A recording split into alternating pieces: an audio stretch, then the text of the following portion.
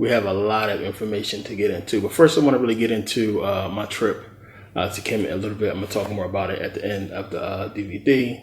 But, my purpose in going to Kemet was to really do, personal research and research for, upcoming videos. Some of the stuff that I seen in Kemet, that I researched in Kemet, will be talked about in this DVD. But for the most part, a lot of it has to come into play in DVDs to come and videos to come on YouTube or what have you, because it's a lot more stuff to go to it to get people to understand what I'm talking about. So, this was a personal trip for me that I was planning for a long time to go back. They make sure that it's really expensive to fly to Egypt for a lot of people because they don't want a lot of people to go there. And a lot of people would rather spend their money on something else than to blow, thousands of dollars on a trip to Egypt, let alone an expensive hotel.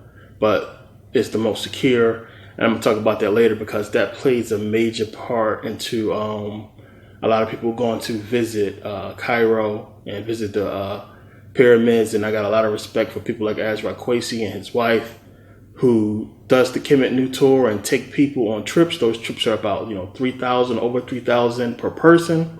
And I understand why. It's a lot that goes with it, but it's a lot. I actually think that's a good price. It's a lot that it entails that people would need. And when you look at everything that the trip includes, I think a lot of people getting a good bargain at that price. And it might be something that I might end up taking part in down the line, if he's still doing it, depending on the situation in Cairo. But, this video, we went through a lot in the Saturn Satan series. We started out in the garden. We went into so many different things, and 2, 3, 4, 5, and a lot of different areas, all to lead up to this final point, which a lot of people probably have come to the conclusion themselves doing their own research, but you'll see how everything fits. And all I can do is give you my research and put you closer to understanding what this whole thing is about. But as I said, there's a lot more that goes with the situation, that goes with the history, that goes with all of the facts and proof and research that's going to help bring everything together, because it's just so much that's missing history-wise, because a lot of the history has just been covered up, and we are like kind of putting together the pieces and bringing things back and going back and looking at books that people wrote and looking at things that people said and understanding where things fit in history. So it's a lot of stuff that really has to go into this DVD, and it could be 3 more parts to this, and I had to end it somewhere. But it's tough to make a final part to this because there's still a lot more to it. So we're going to really get into this information and really get into the main thing that you really need to know about the situation and where we stand as the human race, as a race of people on this planet, and what's exactly going on. So now, if you've seen all the videos that I have put out, this video is really going to resonate with you. It's going to make a lot of sense. If you have not seen every single DVD, all 21 that I have put out, then maybe you might be a little bit confused or not 100% clear about what I'm speaking to. But, this is why I put out, the sale for the DVDs and try to make it as cheap as possible. That makes sense. And for the downloads as well, so people can really get caught up on everything before we get to this part.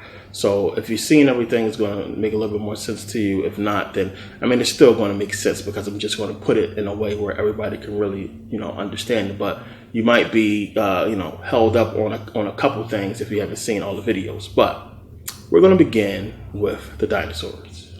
And I spoke about the dinosaurs before and how amazing they are, how amazing it is to understand that millions of years ago, a long time ago, dinosaurs ruled on this planet. Now, we can get into human evolution and all that, but we cannot take away from the fact that dinosaurs ruled for millions of years on this planet, and that the planet seemed to be tailor-made to fit their existence. There's no way human life could have survived, 100 million years ago in that kind of atmosphere, which was really hot. And when you understand about reptiles, it needs to be an abundance of heat. That's how they get their energy.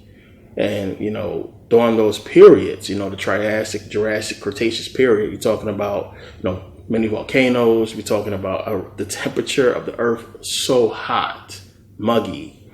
And these dinosaurs lived and flourished through all that, for millions of years. So we got to remember that. We got to remember that it was just their planet and whatever other animals that was here. So when we talk about consciousness creating energy creating the elements necessary to create matter, we can't believe that, supernova, Big Bang, what have you, only happened in this, universe, in this galaxy, to create our solar system. We would be really stupid to believe just that, especially since we understand that, the universe existed for billions of years before this so-called supernova. So we simply can't believe it just happened here and life was only created here.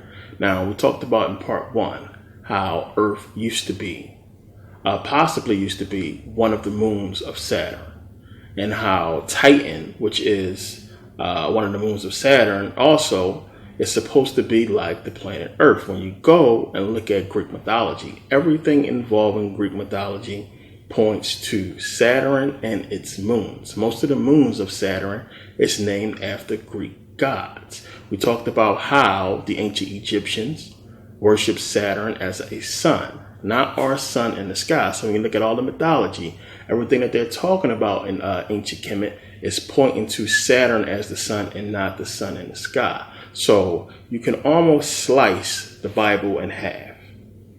When you have the Old Testament, we know, as I went through before, we know we're talking about Saturn.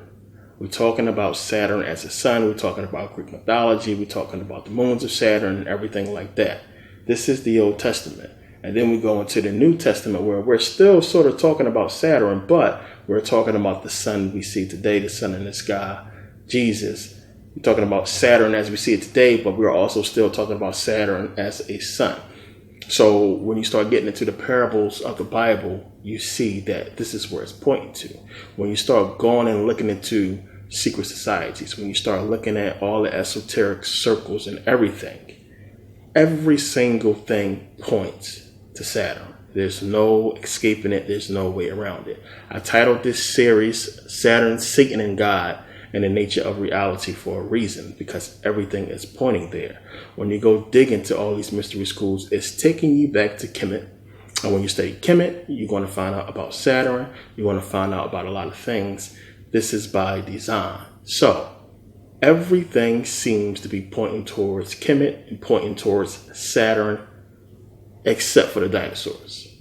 The dinosaurs is pointing towards nothing. You just have these beasts that existed for millions of years, and we don't understand the purpose of their existence, which tells us what? Intelligent life did not begin here on Earth. It's just that simple.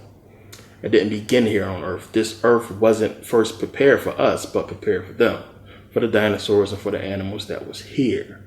It's just that clear. So when you understand that, you understand intelligent life did not begin here. You look at, creation. You look at the woman. And obviously clear, as I talked about, she was put here first. So the thing is, what you really got to ask yourself when you got to think about it is, okay, we can get into, 666 and everything like that, 6 electrons, 6 protons, 6 neutrons, that gives us carbon, that gives us life. We could talk about all that. But, we really just have to take it back to the basic, simple question that we always speak about. If we evolved from primates, as I talked about, how come we are not seeing this evolution now? We are not seeing primates, turn from primates into humans. We're not seeing that. If it's all about 6 electrons, 6 protons, 6 neutrons, 666 and everything like that, if we crawled out of the primordial waters, or whatever you call it, if it's about these elements that came together to create the woman, how come we're not seeing it? We're not seeing women just come into existence out of nowhere.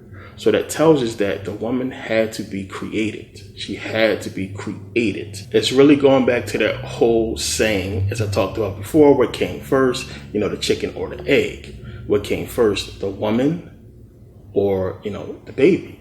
And you can't get the baby without the woman, plain and simple. So again, she had to be created. She had to be made. We are not seeing existence of human beings outside the womb of a woman.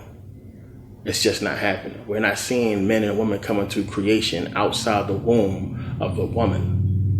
The woman brings us into this planet. It's something that we all understand and know. So when you really get into it, and it's just, we bombarded by so much, it's stuff that we really don't think about, but we can settle it all right there with just that question. She didn't birth herself. Everything comes into existence. Every human came into existence by a woman. How did she come into existence? She had to be created. It's just that simple. So we can, right there, just by getting that technical, X out evolution. We can get rid of it. No, we didn't. And I went through all that on YouTube, and I went through all that. That's why I got into this stuff. So when we get to this final part, you will really be able to grasp that. We did not come about through evolution. Plain and simple.